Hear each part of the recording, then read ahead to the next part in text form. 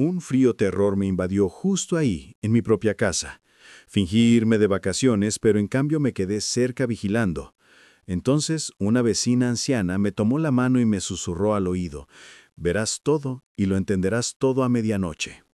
Cuando llegó la medianoche, casi me desmayo, enfrentada a una verdad tan brutal que dio vuelta a mi mundo.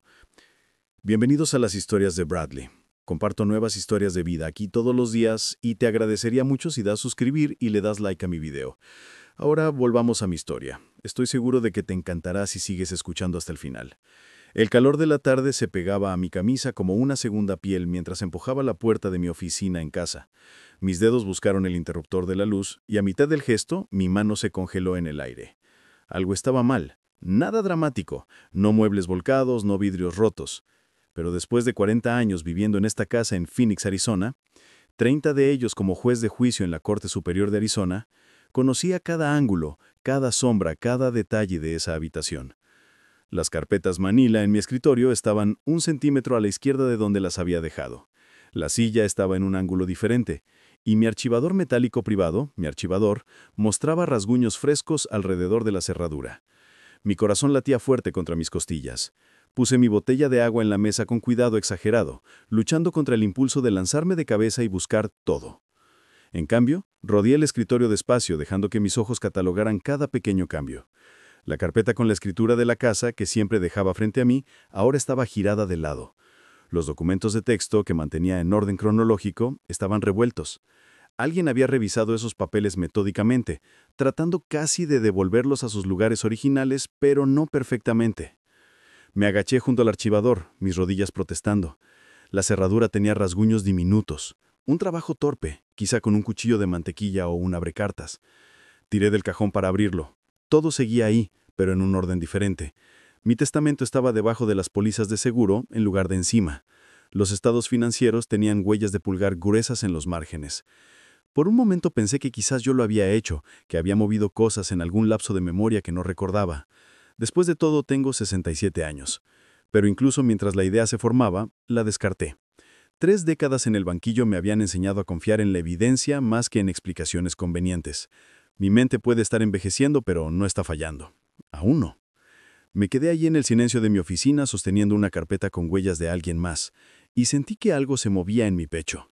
No era pánico, era algo más frío. El mismo instinto que me ayudó a atrapar testigos mentirosos, detectar documentos falsos y cortar testimonios ensayados. Ese instinto gritaba. Ahora la pregunta era, ¿quién? La cena respondió esa pregunta sin palabras. Tomé mi lugar habitual en la cabecera de la mesa. Mi hijo Julian se sentó a mi derecha. Su esposa Sierra frente a él. El pollo estaba demasiado cocido. Sierra nunca dominó del todo las recetas de mi difunta esposa. Lo corté con precisión medida y mastiqué despacio mientras ellos hablaban trivialidades sobre su día. Entonces Julian carraspeó. «Papá, estaba pensando», empezó. «¿Has actualizado tu testamento lately? Solo quiero asegurarme de que todo esté bien organizado». Mi tenedor se detuvo a mitad de camino a mi boca. Lo puse de nuevo en el plato con un movimiento controlado. El clic del metal contra la porcelana sonó más fuerte de lo normal. Miré a mi hijo. Lo miré de verdad. Sus ojos se desviaron a Sierra y luego volvieron a mí demasiado rápido. «¿Por qué preguntas?», dije, sin apartar la mirada. «Ninguna razón, solo siendo cauteloso, ya sabes, a tu edad». «A tu edad». Dejé que esas palabras quedaran en el aire, viendo cómo un rubor subía por su cuello. «Sí». Sierra se inclinó hacia adelante. Sonrió cálidamente, pero sus ojos eran agudos. «Arthur, solo queremos lo mejor para ti. Tener todo bien documentado protege a todos. Evita confusiones más adelante». Tomé un sorbo de agua, dándome tiempo para estudiarla. Era buena, mejor que Julian para esconder sus nervios, pero había pasado 30 años leyendo lenguaje corporal en salas de corte. Su mano izquierda apretaba el tenedor demasiado fuerte. Los tendones en el dorso de su mano sobresalían como cables. «¿Confusión sobre qué exactamente?», pregunté. Ella parpadeó, recuperándose inmediatamente. «Ya sabes, cosas legales. Julian se preocupa por ti viviendo solo en una casa tan grande». «Ah, sí». No era una pregunta. Volví a tomar mi tenedor y seguí comiendo, dejando que interpretaran mi silencio como quisieran. El resto de la cena se arrastró. Fingí ver las noticias de la noche mientras en realidad estudiaba sus reflejos en el vidrio oscuro de la ventana detrás del televisor.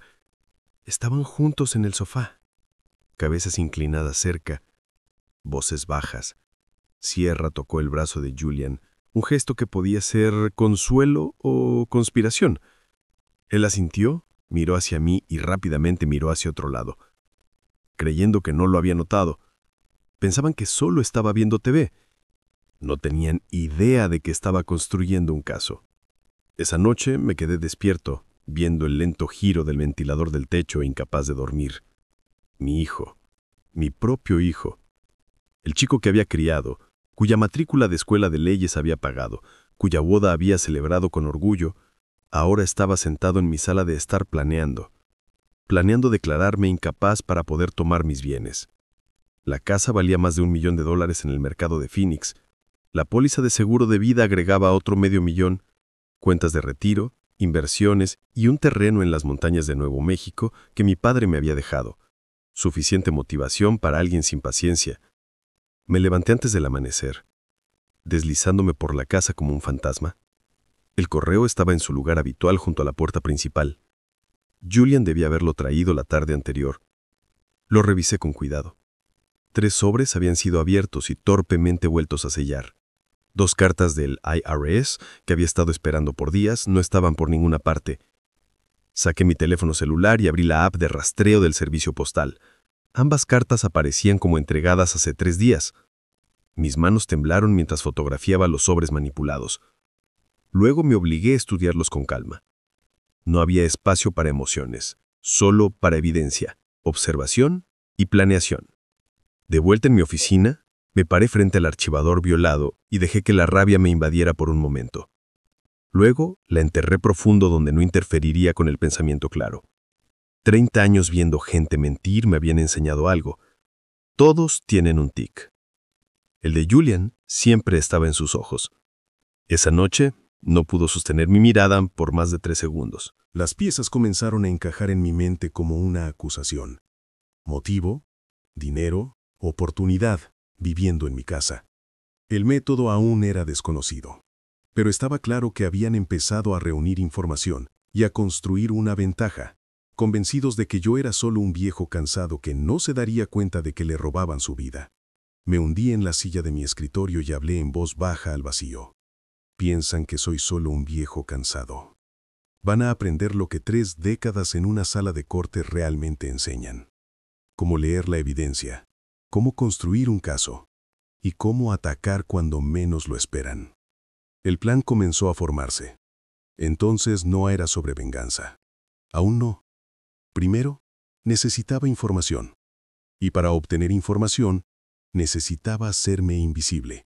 Tenían que creer que ya habían ganado, que yo estaba fuera del camino, que podían actuar libremente. Querían que desapareciera. Bien, desaparecería, pero no como ellos esperaban. Saqué un blog legal y empecé a hacer listas. Suministros que necesitaría, lugares desde donde podría observar, gente que me debía favores. La maquinaria de mi contraataque comenzó a encajar con la misma precisión que usaba para desmantelar estrategias de defensa en juicios. Cuando el sol salió sobre el desierto, proyectando sombras largas en el piso de mi oficina, sabía exactamente qué iba a hacer. Habían abierto una puerta a la oscuridad, pensando que encontrarían a un viejo indefenso del otro lado. Iban a encontrar a un juez. Y esta vez, no estaría atado por reglas de procedimiento o evidencia. Esta vez, el veredicto me pertenecía solo a mí. Pasé 2 días planeando. 2 días interpretando el papel del jubilado distraído mientras hacía preparativos cuidadosos. Ahora sentado en la mesa del desayuno con Julian y Sierra, estaba listo para lanzar la trampa. Unté mi tostada con movimientos lentos, tomé un sorbo calculado de café y puse la taza con aparente descuido. He estado pensando en ese viaje al Gran Cañón que siempre hablamos. Dije, voy a hacerlo. 2 semanas, empezando hoy. El tenedor de Julian cayó ruidosamente en su plato. ¿Hoy? Eso es tan repentino. Me encogí de hombros mientras alcanzaba la mermelada. Estoy jubilado. No hay tiempo como el presente. Tu madre siempre quiso verlo. Pensé que era hora de hacerlo por ella. La emoción en esa última frase estaba precisamente calculada, lo suficientemente verdadera para sonar sincera, lo suficientemente estratégica para desviar sospechas. Los observé procesar la noticia. El intercambio de miradas fue fugaz pero cargado de significado. Sierra se recuperó primero, inclinándose hacia mí con un calor claramente fabricado. «Eso es maravilloso, Arthur. Te mereces un descanso. No te preocupes por nada aquí». «No te preocupes por nada aquí». Las palabras quedaron en el aire como una confesión. Ascendí despacio, mirando mi plato como si estuviera contemplando rutas, no su expresión. Ella ya estaba planeando. Se notaba en la forma en que sus dedos tamborilearon una vez en la mesa, un gesto inconsciente de impaciencia apenas suprimida. «¿Estás seguro de que puedes manejar el viaje solo?», preguntó Julian, tratando de sonar preocupado. «Es un viaje largo para...» Se detuvo a mitad de frase, dándose cuenta del agujero que estaba cavando. «¿Para alguien de mi edad?». Dejé que un filo cortante pasara por mi voz. Lo vi encoger. No quise decir, «Sé que no lo quisiste, hijo». Suavicé mi tono y le ofrecí una salida. «Estaré bien. He estado conduciendo estos caminos por 40 años». El alivio en su cara fue doloroso de ver. Mi propio hijo, aliviado de que no sería una difícil, agradecido por la oportunidad de robarme. Pasé la mañana moviéndome por la casa con precisión metódica, interpretando el papel del viajero entusiasta, botas de senderismo del armario, equipo de cámara, mapas del Gran Cañón extendidos en la mesa del comedor, cada ítem elegido por su plausibilidad. Pero mezclado con el equipo de turista, empaqué otras cosas. Buenos binoculares de visión nocturna, un viejo cuaderno de casos aún con muchas páginas en blanco, una pequeña cámara digital, herramientas investigativas escondidas bajo el disfraz de ocio. A la hora del almuerzo, extendí el mapa en la mesa y tracé la ruta planeada con mi dedo mientras ellos fingían interés. Tomar el camino norte. Probablemente pare en las montañas la primera noche, y luego me dirijo al cañón. «Suena perfecto», dijo Sierra, siguiendo mi dedo con sus ojos, aunque no estaba mirando la ruta, sino mis gestos, calculando cuánto tiempo estaría fuera. «2 semanas deberían ser suficientes», agregué. «Tal vez lo extienda un poco si el clima aguanta». Ha pasado tanto tiempo desde que estuve en algún lugar sin obligaciones. «Toma todo el tiempo que necesites», soltó Julian. Demasiado rápido, demasiado ansioso. El calor de la tarde era brutal cuando empecé a cargar el camión. Más de 108 grados Fahrenheit. El tipo de verano en Phoenix donde el aire parece temblar. Me moví despacio, en parte por efecto dramático, en parte porque mi espalda se quejaba. Nevera portátil, agua, una silla plegable, un saco de dormir que no necesitaría, pero que ellos esperarían ver. Julian salió a ayudarme con las cosas pesadas. Lo dejé, observando sus movimientos tensos, dividido entre culpa y anticipación. Cuando terminamos, me volví hacia él. Vino a darme un abrazo y yo devolví el gesto, notando la rigidez de su abrazo. «Cuida de todo aquí», dije en voz baja, casi en su hombro. «Lo haremos, papá, lo haremos». Sierra estaba esperando junto a la puerta. Acepté su beso en la mejilla. Su perfume era caro, más nuevo y agudo que el que recordaba, probablemente comprado con dinero que aún no tenían, pero que ya contaban. El pensamiento era ácido, pero mantuve mi cara neutral, incluso cordial. «Disfruta, Archer. Te has ganado este viaje». Me subí al camión y encendí el motor. Se pararon en el porche agitando con sonrisas demasiado amplias, entusiasmo demasiado agudo. Mientras me alejaba, los vi en el espejo retrovisor. Tan pronto como pensaron que no podía verlos, sus caras cambiaron. El brazo de Julian rodeó la cintura de Sierra. Ella dijo algo que lo hizo reír.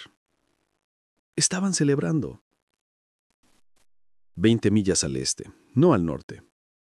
Encontré el motel del desierto junto a la carretera. Uno de esos lugares que acepta efectivo y no hace preguntas.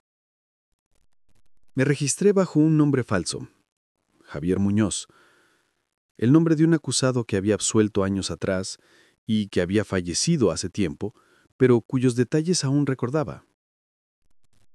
El empleado de la recepción apenas me miró.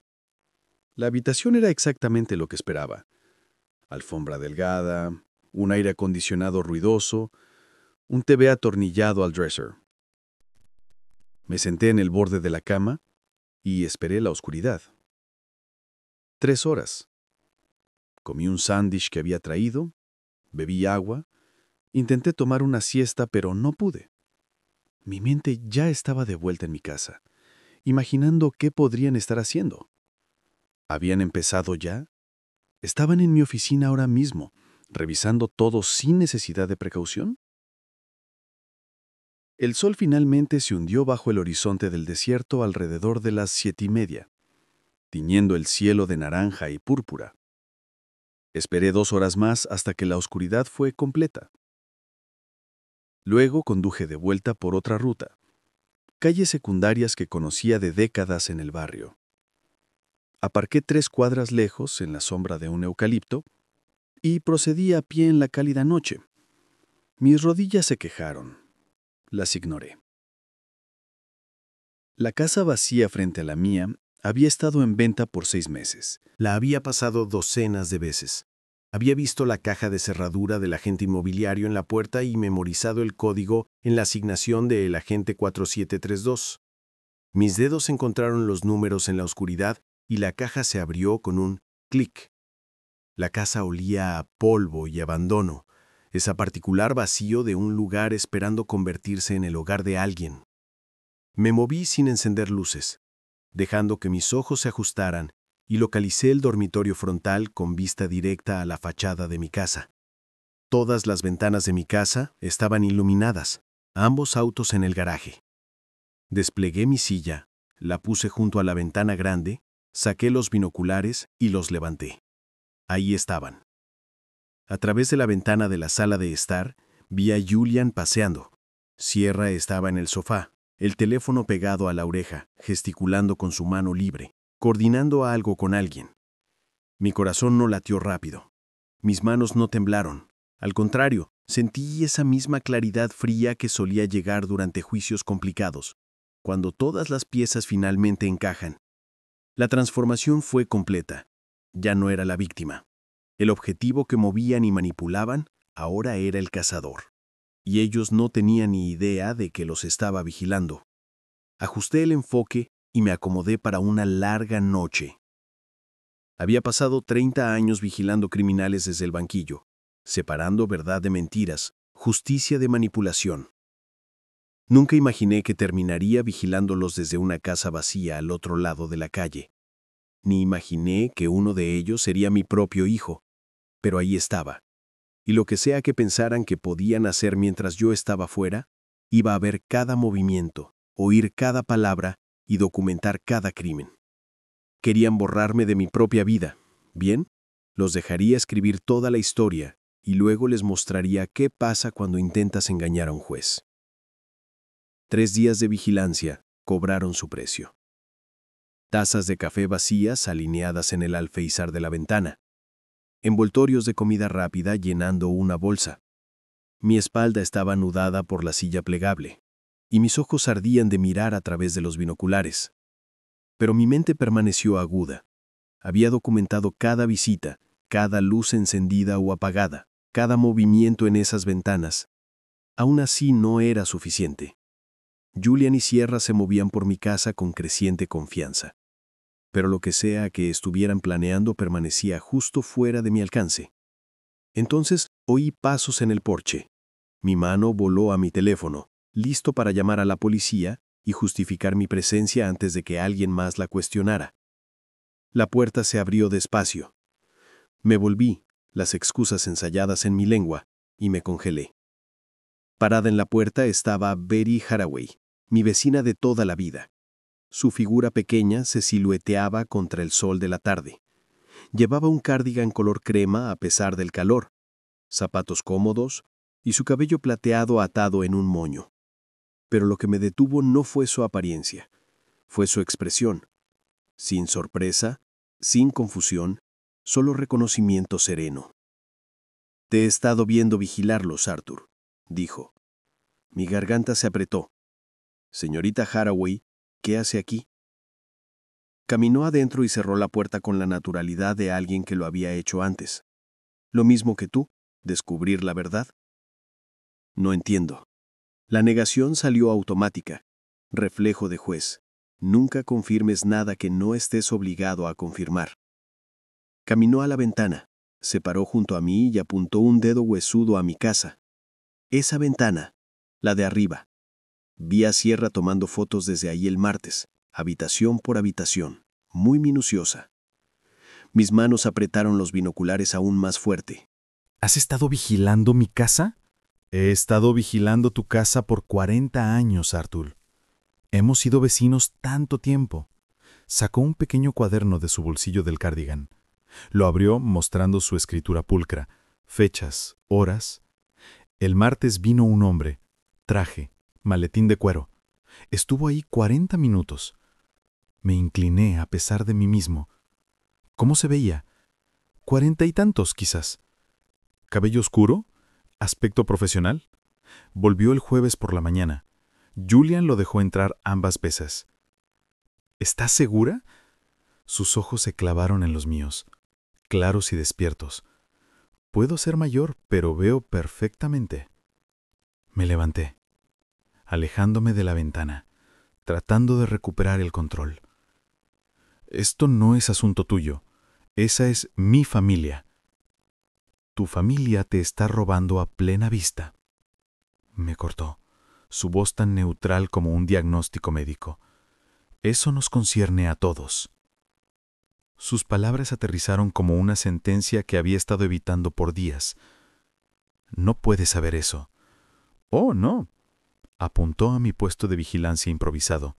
Binoculares, cuaderno, silla. Entonces, ¿por qué estás escondido en una casa vacía vigilando la tuya? El silencio se extendió. Un auto pasó afuera. Dentro, la unidad de aire acondicionado traqueteó. Finalmente, pregunté la única pregunta que importaba. ¿Qué quisiste decir con lo de medianoche? Betty volvió su mirada a mi casa. Su perfil se silueteaba contra la luz. Piensan que estás lejos. Se están volviendo demasiado confiados. Esta noche harán su movimiento. ¿Cómo puedes estar tan segura? Golpeó su cuaderno con un dedo. Patrones. El hombre con el maletín vino el martes y jueves durante el día. Ayer, Julian sacó cajas al garaje después de oscurecer. Están construyendo algo. ¿Y crees que será esta noche? Sé que será esta noche, dijo, mirándome directo. Confía en mí. Confiar. La palabra se sentía extraña. Había estado solo por 3 días con mis sospechas, mi vergüenza, mi rabia. Compartir algo de eso parecía imposible. Era mi familia, mi fracaso, mi batalla. Pero ella ya estaba sacando un termo de una bolsa de lona que no había visto, 2 tazas, sándwiches envueltos en papel encerado, colocando todo junto a mí como si hubiéramos planeado esta alianza desde el principio. ¿Por qué estás haciendo esto? La pregunta salió más baja de lo que pretendía. Ella pausó, la taza a mitad de camino a sus labios. Cuando habló, su voz llevaba un nuevo peso, porque vi a mi propia hija robarme antes de que falleciera. No hice nada. No voy a ver que pase lo mismo sin intervenir. Algo se aflojó en mi pecho. Lo siento. No lo sientas. Está listo. Me entregó una taza de café. Cuando llegue la medianoche necesitarás ver todo claramente. Ambos. Acepté el café y volví a mi puesto junto a la ventana. Ella arrastró otra silla plegable que había preparado y se sentó a mi lado. Vigilamos en silencio mientras la tarde se convertía en noche. El cielo sobre Phoenix pasó de naranja a púrpura y luego a un azul profundo, casi negro. Las luces se encendieron en el barrio. Mi casa brillaba más que el resto. Cada ventana iluminada. A través del vidrio, vi a Julian paseando en la sala de estar. Sierra aún estaba al teléfono. Gestos amplios coordinando algo. Sin duda las piezas se alineaban. Betty sirvió más café y me ofreció otro sándwich. Lo comí sin saborearlo. Mis ojos fijos en esas ventanas. Las horas se arrastraron. 10, 11. El barrio se oscureció lentamente casa por casa hasta que quedó tenue, excepto por la mía. Julian y Sierra aún estaban despiertos, moviéndose entre habitaciones, revisando teléfonos, asomándose por ventanas, esperando. A las 11:40, Betty tocó mi brazo. ¡Casi es hora! Mi corazón latía fuerte. 3 días de vigilancia, y el momento finalmente estaba aquí. ¿Qué estaba a punto de ver? ¿Hasta dónde llegaba su plan? ¿Qué tan profunda era la decepción de mi propio hijo? Las preguntas giraban como buitres. A las 11:47, faros barrieron la calle. Betty apretó mi brazo. «Vienen», susurró. Un sedán negro avanzó despacio y se estacionó en mi entrada. El motor se apagó. La puerta se abrió. Un hombre en traje salió a esta hora tardía. Un maletín de cuero en su mano derecha. Revisó su reloj, escaneó la calle, cauteloso, consciente de la extrañeza de una cita a medianoche. «Es él», susurró Betty. «David Katz». Bajé los binoculares por un momento para mirarla. «¿Está segura? Busque su nombre en línea después de su segunda visita», explicó. «David Katz, corredor inmobiliario». El nombre se archivó en mi memoria como un registro oficial. David Katz, bienes raíces, cita a medianoche. El rompecabezas estaba completo. «Buen pensamiento», murmuré, levantando mi teléfono para fotografiar la placa del auto. Betty escribió el número en su cuaderno sin que tuviera que pedirlo. Habíamos caído en una colaboración tácita. Yo capturaba imágenes. Ella anotaba detalles. Todo con precisión. Mi puerta principal se abrió antes de que Kat siquiera llegara al porche. Julian debía haber estado vigilando desde adentro. Intercambiaron unas palabras. No pude distinguir desde ahí. Sílabas breves, asentimientos de cabeza, sin apretón de manos. Esto era negocio, no una visita social. Julian se hizo a un lado, y Katz entró y la puerta se cerró. A través de la ventana de la sala de estar pude ver a 3 figuras moviéndose hacia el comedor. Katz colocó el maletín en la mesa. Julian sacó sillas. Sierra apareció desde el pasillo en mi oficina. Y mi estómago se apretó. Llevaba la carpeta roja. «Esa carpeta», dije con voz hueca. «Estaba en mi caja fuerte». «¿Qué hay adentro?», susurró Betty. «La escritura de la casa, mi testamento original, documentos financieros, todo lo que necesitarían para quitártelo todo». Terminó. Tomé fotos. La distancia lo hacía algo borroso, y el vidrio agregaba reflejos, pero muchas salieron lo suficientemente claras. Kat sentado en la cabecera de mi mesa, Julian a su derecha, postura encorvada por la tensión, Sierra extendiendo mis papeles privados con fría organización. Estaba pasando en mi casa, en mi mesa, con mis documentos. Betty escribió sin parar. 11:52 p.m. 3 personas, visibles, múltiples documentos en la mesa del comedor. Parece una reunión de negocios.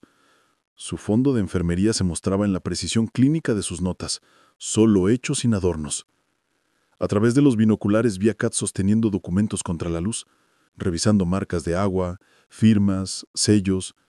Un profesional que sabía qué buscar en papeles legítimos. Esa rigurosidad debería haberme tranquilizado. En cambio, me aterrorizó. Si la falsificación pasaba su ojo entrenado, desmantelarla después sería mucho más difícil. El lenguaje corporal de Julian era un manual de culpa. Se movía en su asiento, tamborilaba sus dedos en el borde de la mesa, evitaba mirar a Katz o Sierra por mucho tiempo. Pero no se levantó, no detuvo nada. Simplemente se sentó ahí cómplice, empapado en su propia vergüenza. Sierra, que otro lado, estaba perfectamente quieta, segura de sí misma.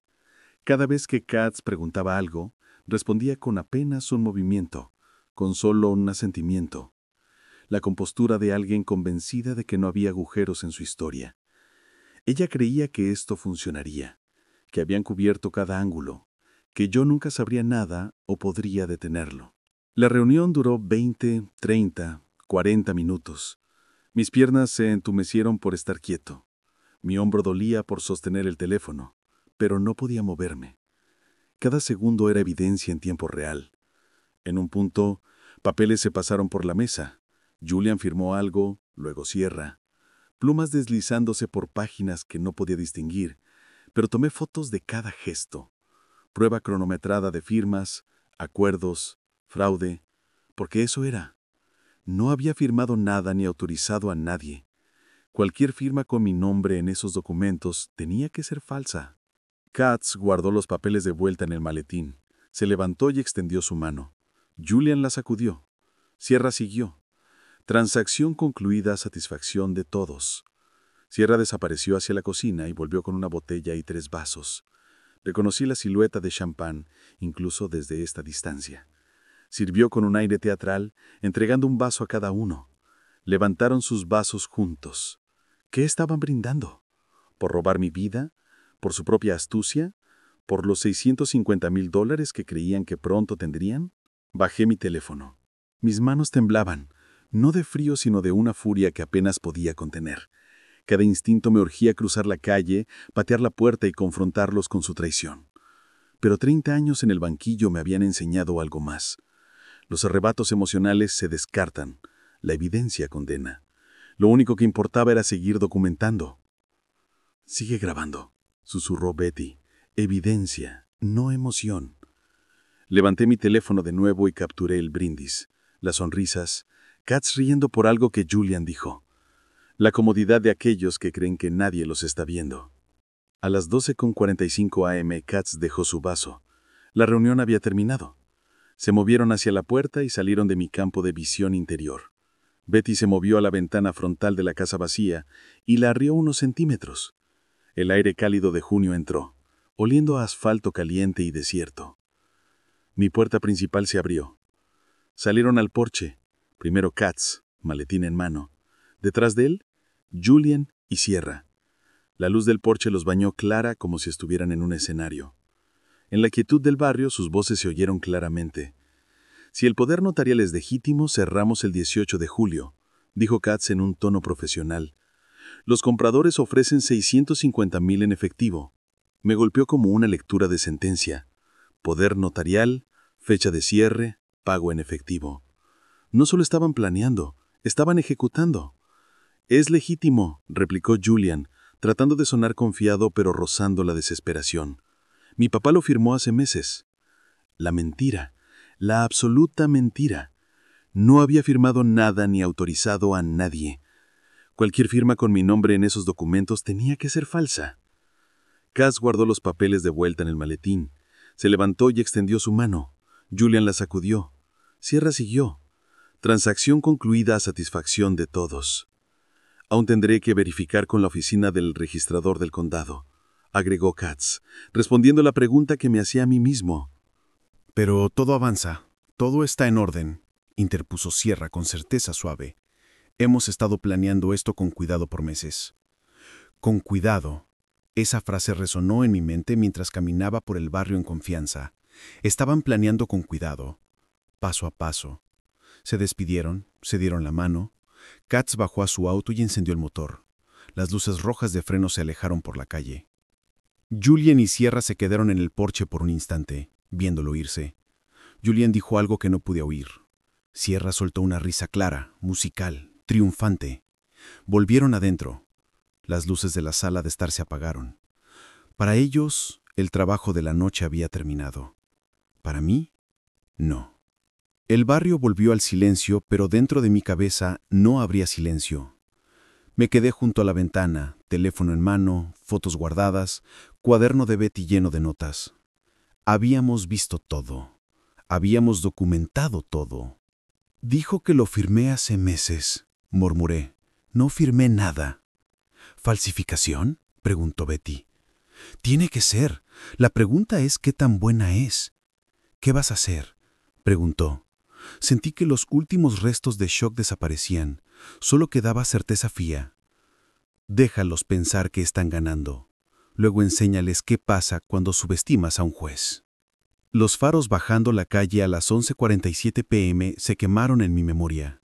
Por días, cuando cerraba los ojos, veía ese sedán negro avanzando despacio, esa puerta abriéndose, a Katz realizando su reloj. Lo recordaba casi cuadro por cuadro. La carpeta roja en las manos de Sierra, la firma temblorosa de Julian, los vasos de champán levantados sobre mi mesa, las palabras poder notarial y $650,000 flotando en el aire.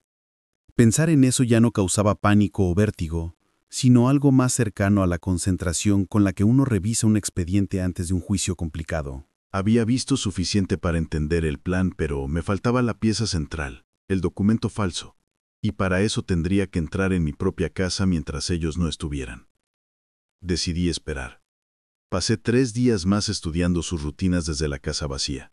Julian salía a su oficina en el centro siempre a las 8:30. Sierra iba de compras al mall los martes y jueves. Su SUV usualmente tardaba un par de horas en volver. Ese jueves, 7 de julio, era mi ventana de oportunidad. Aparqué mi camión 2 cuadras lejos, con gorra y gafas de sol, y vigilé. A las 8:27, el sedán plateado de Julian salió del garaje. 40 minutos después, el SUV negro de Sierra. Esperé 10 minutos más en caso de que uno volviera por algo olvidado. Luego, me acerqué y aparqué frente a mi casa donde siempre lo hacía. Usé mi propia llave. La cerradura cedió suavemente. Mi casa, mi puerta, y sin embargo mis manos temblaron al abrirla. Adentro, el aire acondicionado zumbaba. El televisor murmuraba en la sala de estar para simular presencia. Me quedé en la entrada, y la sensación de ser un intruso en mi propio hogar endureció algo dentro de mí. La habitación de huéspedes, mi antigua habitación de repuesto, se había convertido en la oficina improvisada de Julian. Lo había visto desde la calle, trabajando ahí. Abrí la puerta. El escritorio estaba cubierto con el caos típico de una oficina moderna. Laptop, papeles, un bloc legal manchado de café. Abrí los cajones uno por uno. Estados de cuenta, archivos, papeles de seguro. En el fondo del cajón más bajo, encontré lo que buscaba. La carpeta roja de la reunión de medianoche. Ni siquiera estaba cerrada con llave, solo enterrada bajo sobres manila, como si ya se sintieran tan seguros que no necesitaban esconderla mejor. La arrogancia apretó mi mandíbula. Extendí el contenido en el escritorio. El poder notarial estaba fechado el 20 de mayo. Al fondo, mi firma. O casi. Alguien había estudiado mi escritura con cuidado. El trazo era muy similar, pero los puntos de presión estaban mal. El lazo de la A en Arthur no era exactamente mío. Y lo más revelador, la tinta parecía más nueva que el papel. Casi, murmuré, tomando fotos desde diferentes ángulos. Pero la A está mal. Y la tinta grita trabajo chapucero. Probablemente descargado de algún rincón oscuro de la web que promete firmas perfectas para papeles sensibles. Contaban con que si protestaba, dirían que era senil y no recordaba haber firmado. No iba a funcionar, no con la evidencia que estaba acumulando. Fotografié cada hoja. El poder notarial, el contrato preliminar de venta con el comprador Marcus Reed de California. Fecha de cierre el 18 de julio, no el 15. Katz había mencionado un margen de 3 días. Precio, $650,000 en efectivo. Mientras ponía todo de vuelta, unas hojas impresas se deslizaron de entre 2 carpetas. Casi las pierdo. Eran emails. La primera línea me lo. Damon, cuando cierre la venta, tendré mi mitad $50,000, suficiente para empezar de nuevo. Me quedé leyendo. Mi teléfono olvidado en mi mano. Eran mensajes de Sierra a alguien en Los Ángeles. Planes sin adornos. Después de la venta, tomaría a los niños, dejaría a Julian y se mudaría con este Damon en California. Julian pensaba que estaban comprando una casa nueva juntos en Phoenix. No tenía ni idea de que ella lo abandonaría tan pronto como el dinero cambiara de manos. Julian piensa que la casa será para nosotros aquí. No sabe que me voy, uno decía. Mi hijo estaba siendo usado como una herramienta, un medio desechable. La revelación debería haberme dado alguna satisfacción amarga, pero solo profundizó el sentido de vacío. Era una cascada de traición. Él me traicionaba, ella lo traicionaba a él. Todos usaban a todos, no cambiaba nada. Él había elegido este camino, Había tomado decisiones concretas contra mí. Que también fuera víctima de manipulación no lo excusaba. Fotografié cada página y cada frase condenatoria. Luego devolví todo exactamente como estaba. Carpeta en el cajón, orientado de la misma manera. Papeles entre los mismos sobres, la superficie del escritorio limpia. Di un último paseo por la casa, esta vez realmente mirándola. Construí esta casa hace 30 años. Cada esquina se sentía familiar. La cocina, donde le enseñé a Julian a hacer huevos, la sala de estar, donde veíamos juegos, el pasillo con las fotos aún colgando, la sonrisa de mi esposa, el título de leyes de Julian, vacaciones familiares que ahora parecían pertenecer a otras personas, recuerdos envenenados por la traición presente.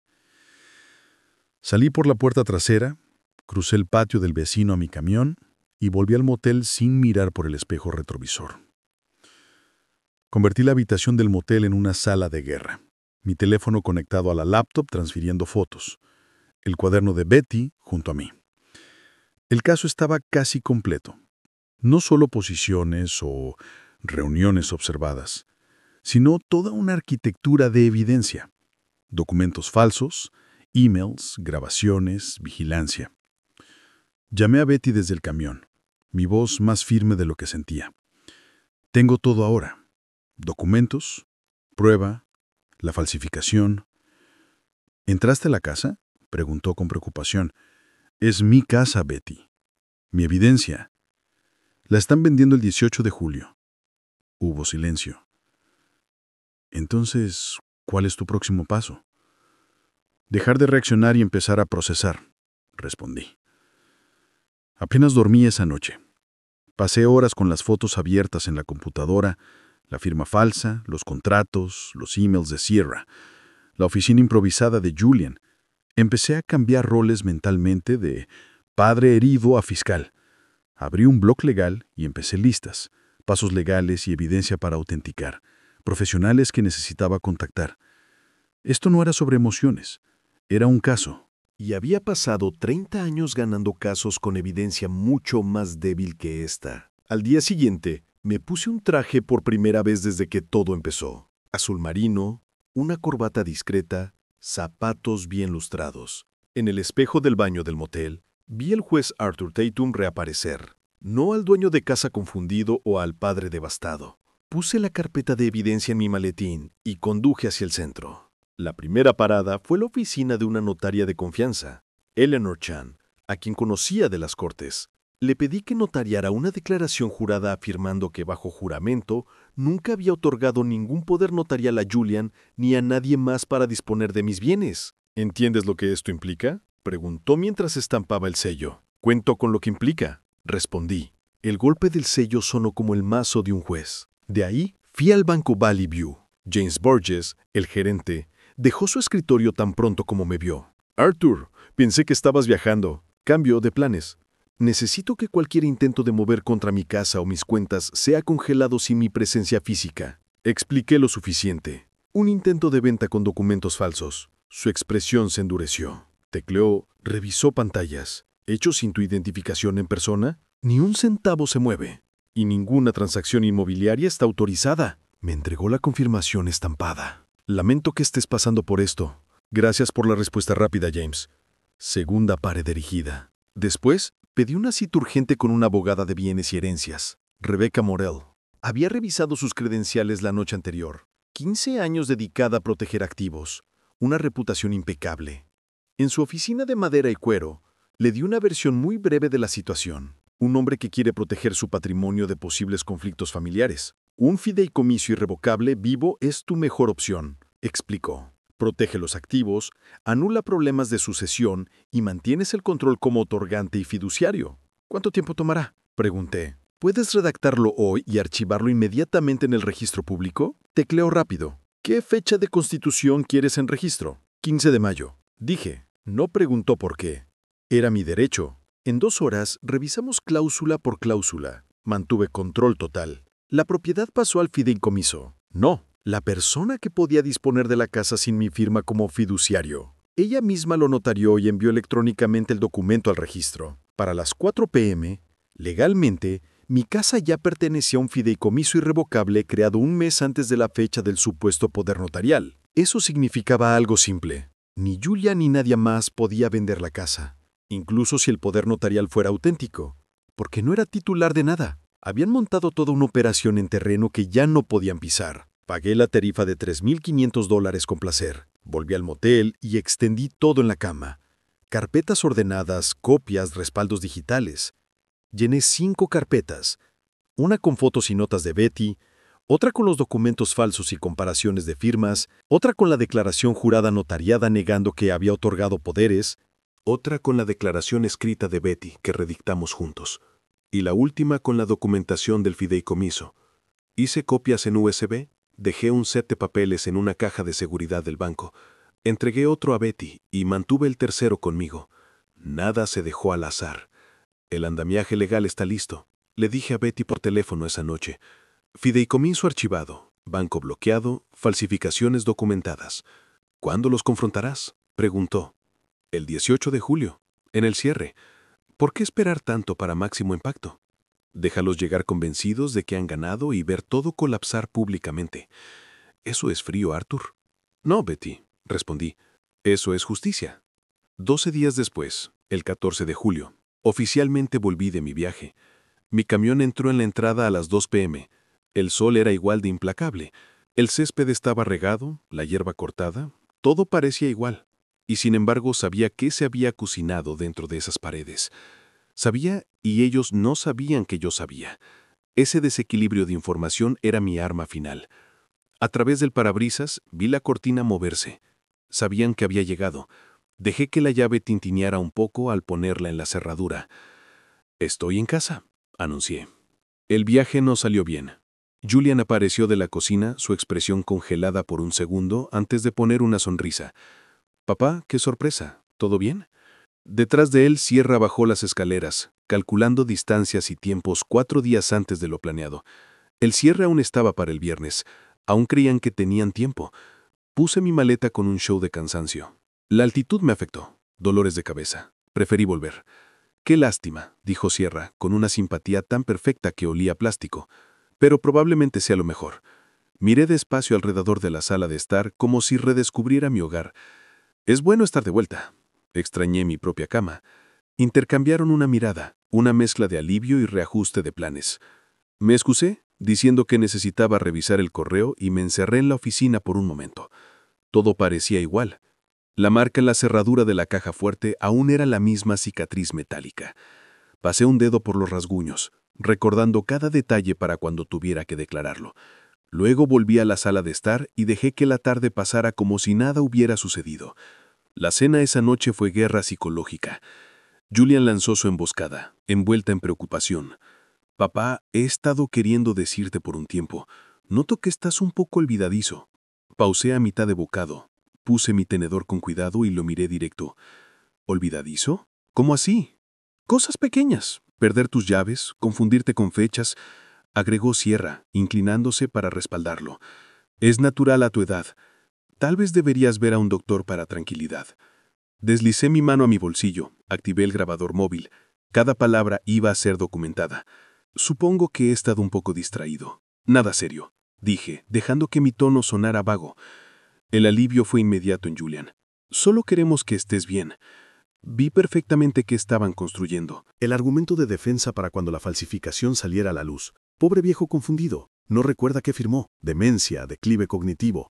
Estaban preparando su ruta de escape. Dejé que la duda se mostrara en mi expresión. Llevé mis dedos a mi sien como si intentara recordar algo. ¿Realmente parezco tan desorientado?, pregunté. No desorientado, corrigió Sierra inmediatamente. Solo cansado. Has pasado por mucho. Al día siguiente, en el almuerzo, lanzó la trampa real. Arthur, ¿recuerdas esos papeles del mes pasado? ¿Papeles? Fruncí el ceño, fingiendo esfuerzo por recordar.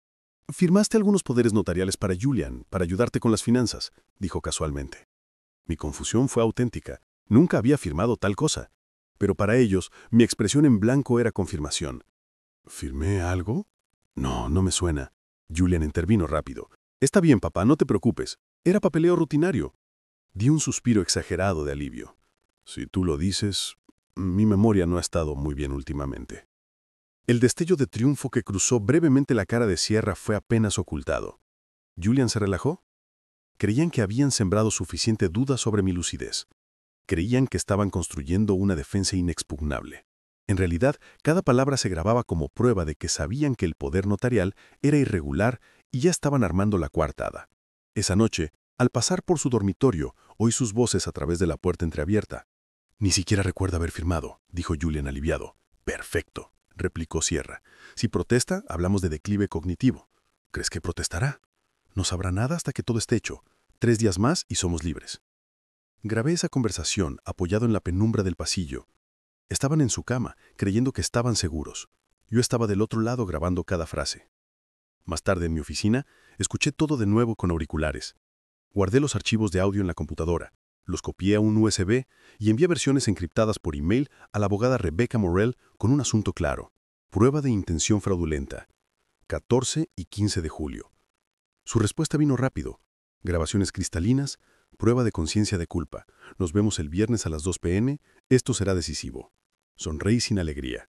No tenía ni idea de qué les esperaba.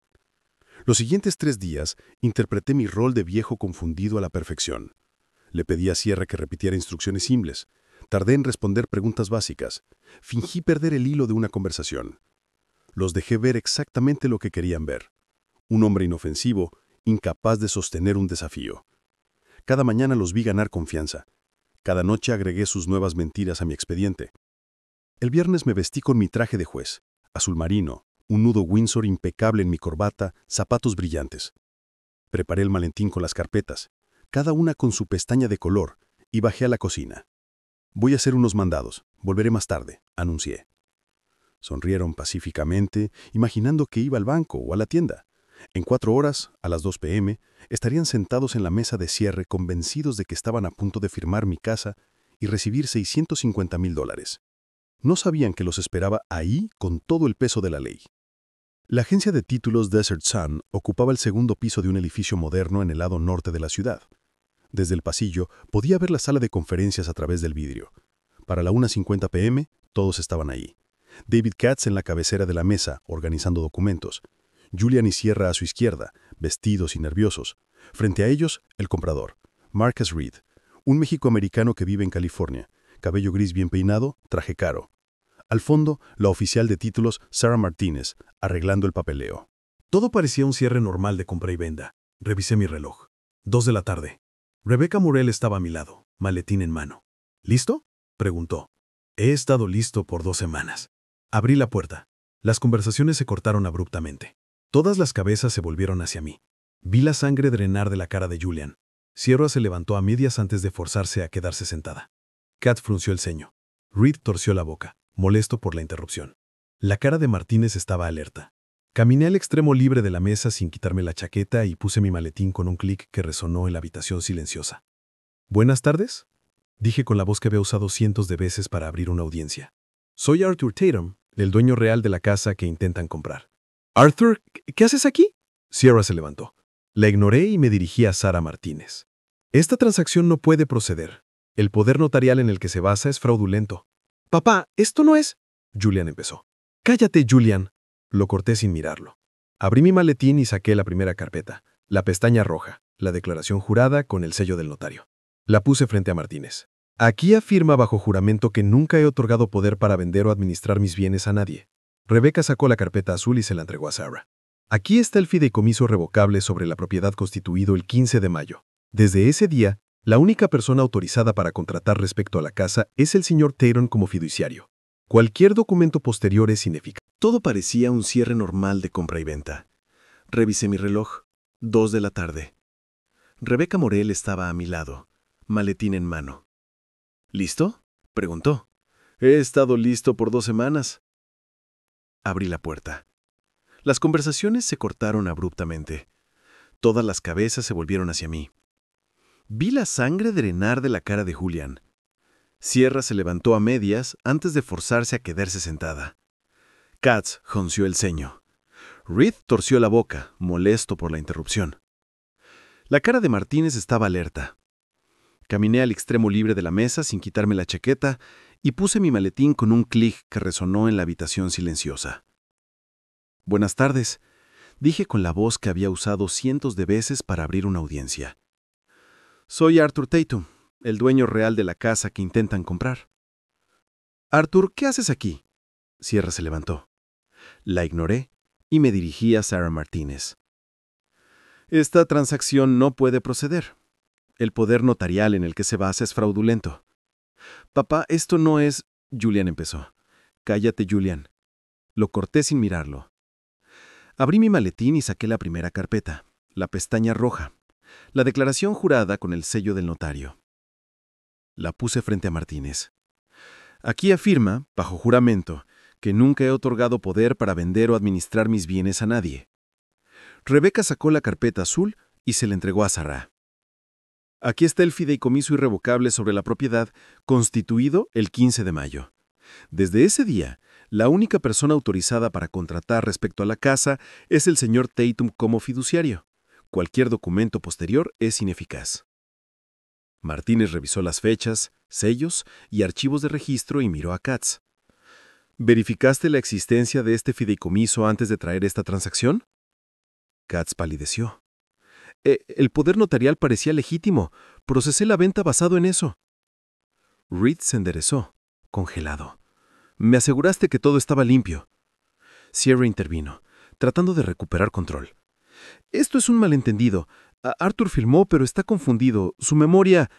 Permítanme refrescar su memoria. Esta grabación es de hace 2 días. Presioné play. La voz de Sierra llenó la habitación. Si protesta, hablamos de declive cognitivo. Luego la de Julian. 3 días más y somos libres. Y su voz de nuevo. Entonces seremos libres. Detuve el audio. El silencio pesó aún más. ¿Suena eso como alguien que cree de buena fe en un poder notarial válido?, pregunté. Abrí la carpeta negra. Extendí las fotos en la mesa de la reunión de medianoche en mi comedor. Los documentos extendidos, las firmas, el champán, cada imagen con su hora y fecha. Abrí mi laptop y proyecté a unas pocas empleadas. Esta es la reunión del 2 de julio a las 11:53 p.m. en mi casa. Mientras creían que viajaba, aquí ven al señor Katz revisando documentos tomados de mi archivador forzado. Aquí ven a Julian firmando. Aquí, Sierra entregándome mi carpeta roja. Reed se inclinó adelante, estudió las imágenes y luego miró a Katz con puro desprecio. Esto es fraude. Llamo a mi abogado. Me basé en la documentación que me dieron, tartamudeó Katz. ¿No sabías que también tengo esto?, agregué, sacando la carpeta verde con el análisis de firmas. Mi firma auténtica comparada con la firma en el poder notarial. Las diferencias son evidentes. Presión, trazos, la forma del lazo. Martínez cerró su carpeta de golpe. Esta transacción se detiene. Por regulación, debo reportar una posible falsificación de documentos a las autoridades. Reed ya recogía sus cosas. Véndeme precasa cuando recuperes tu licencia. Sí la recuperas. No trato con esta gente de nuevo. Sierra me miró furiosa. No puedes hacer esto. ¿Dónde está tu familia? Guardé mis carpetas con calma. Pasé 30 años imponiendo consecuencias a quienes rompían la ley. Eso no cambia porque seas mi hijo o mi nuera. Julian suplicó. Papá, por favor, ¿podemos arreglar esto? Levanté la vista y encontré su mirada con la misma serenidad que había usado en tantos acusados. Dejaste de ser mi familia el día que forzaste mi caja fuerte para robar. A partir de hoy, son solo otro acusado. Salí de la habitación sin mirar atrás. Detrás de mí dejé voces alzadas, reproches y pánico. En el elevador, Rebeca habló. Eso fue devastador. Eso fue justicia, respondí. Y ahora, a la estación de policía a presentar la denuncia criminal. Luego al banco a reforzar medidas y a casa a cambiar las cerraduras. Las puertas se abrieron y el sol del desierto me saludó pleno. Por primera vez en semanas, respiré profundo. La casa aún era mía. La batalla principal estaba ganada. Solo quedaban las consecuencias. En la comisaría del Departamento de Policía de Phoenix, me reuní con el detective Rodríguez.